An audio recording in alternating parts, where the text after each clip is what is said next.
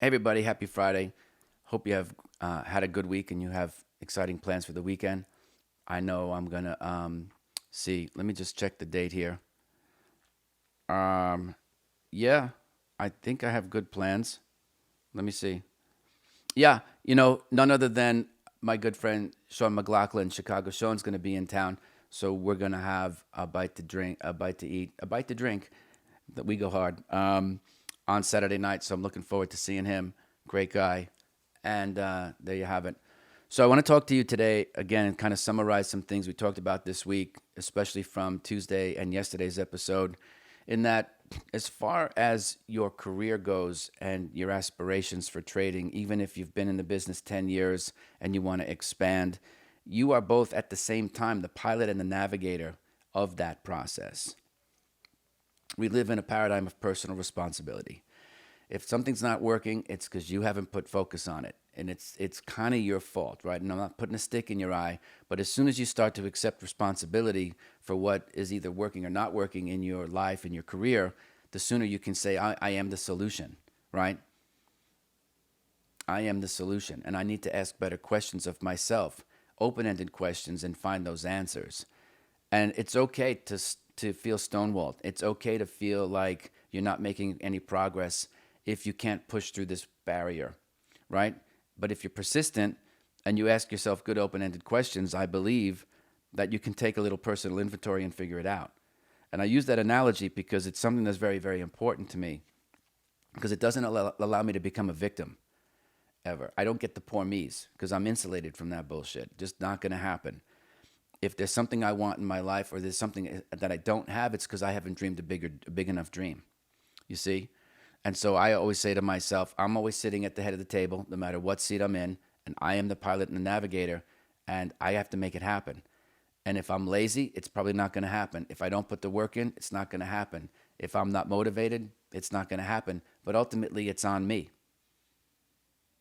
If I act intentionally, typically good things will come my way. Now, the way I get to be pilot and navigator is with the stuff that I spoke about this week, especially, yesterday, and asking people who are very successful, maybe even more successful than me, about how to achieve certain things so I get additional insight. Because I'll try anything once. I'm not afraid of failure. And if someone comes up with an idea that seems completely out of left field, it might actually be the gem of gold that I'm looking for. And what it cost me, $200 bottle of Joseph Phelps insignia wine or whatever it might be, that could end up meaning a couple $100,000 to me over the years. You see, so again, you get what you pay for, you get people to appreciate you. It also keeps you in a good mindset that you're absolutely in control and there is no chance in you becoming a victim. Because I think it was George Bernard Shaw who said, successful people, look for the right circumstances for getting in what they want in life, for getting what they want in their life. And if they can't find them, they create them. So this should be very, very empowering for you. You can do it. Someone had to think about an online marketplace in an ideation that we now know as Amazon. Then they had to go fill in the pieces, right? Didn't it start as like an online bookstore or something like that? Because I remember watching Amazon and Books a Million kind of come up around a similar time. So I might be a little bit off, but again, it starts with the idea, and then it was the evolution. And so, as far as I'm concerned, if we're not evolving, it's not like we're dying, but there is a stagnation. So, I always like to have some goals. I went to that art class on Thursday nights. It's a graduate class, and some very, very talented people who do things very, very differently from me. And at first blush, it's a little intimidating. Some of these people are doing portraits. They look like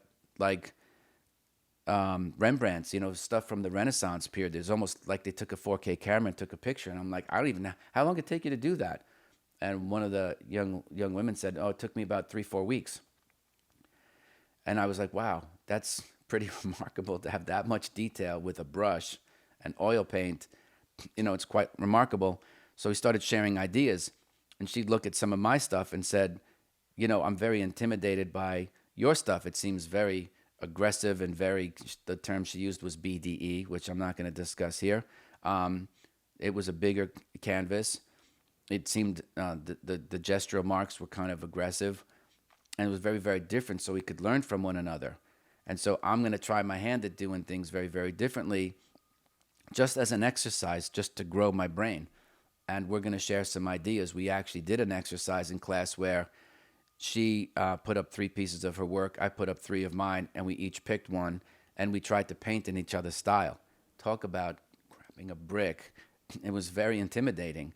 And I was probably the oldest one there. I mean, I was invited in as a guest. It's a graduate course. But these people have serious chops. Sitting there, I'm not a big brush guy. I'm mostly palette knives, so and oil sticks, which I do kind of by hand. So a brush doesn't feel natural in my hand as trying to make, move color on canvas or make gestural marks.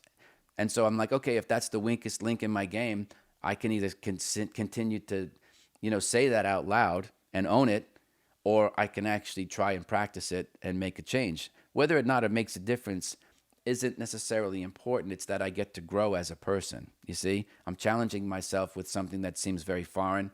It seems a little intimidating. Of course, there's not really any money on the line, but I'm always interested in going after the things that feel weird and feel awkward, because then everyone's looking at the work and they're looking at the original and they're like, that's what you think this looks like? You know what I'm saying? So it's intimidating in its own way. The same way you might feel if you're talking to a very well-established trader about your trading style. Same energy. Doesn't matter how we get to the feeling.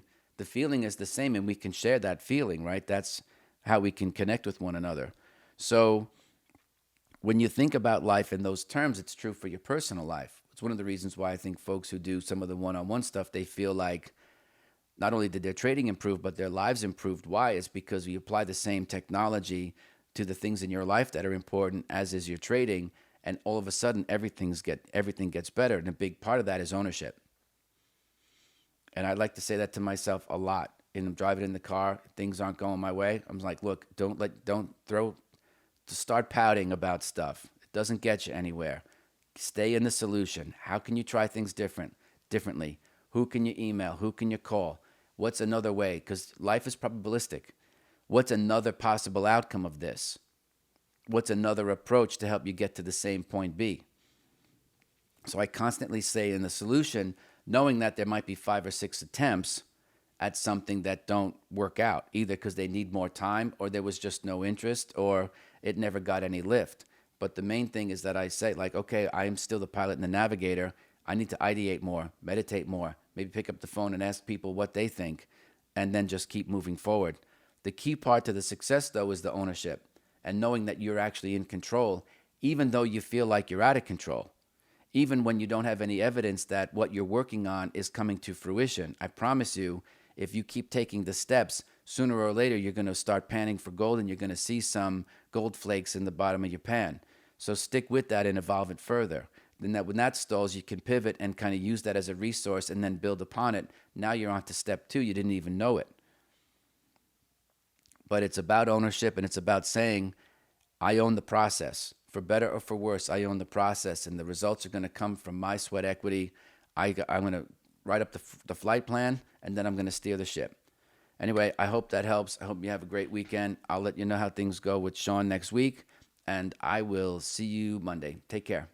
Okay, everybody, thanks for being here. Please take a minute, like and subscribe to the show. You could also leave a comment. I don't have all the answers, so it's good to get some feedback. Also, if you would like to support the show, check out the links below. You can get the free audiobook of The Inner Voice of Trading, and also information about the course that I teach with Victor Sperandio. Thanks for being here, folks. I'll see you tomorrow.